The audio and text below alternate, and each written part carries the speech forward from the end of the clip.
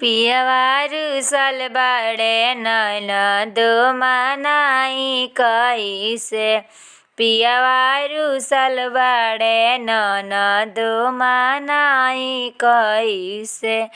मनाई कैसे हो मनाई कैसे। पियवारू सलबाड़े ननदो मनाई कैसे।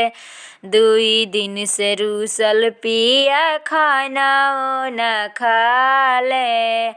आगे पीछे रही तबो मन न भावेले। 2 दिन से रूसल पिया खाना न खाले।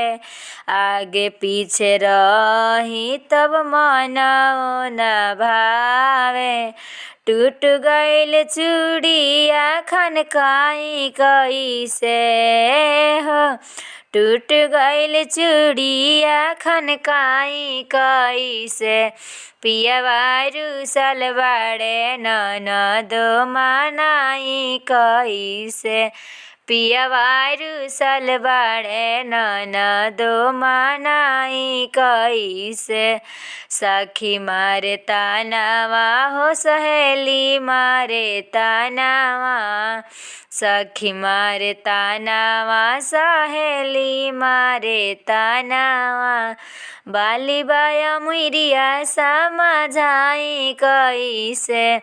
बाली बाऊ मेरिया समझाई कैसे। पियवारू सलबाड़े ननदो मनाई कैसे। पियवारू सलबाड़े ननदो मनाई कैसे।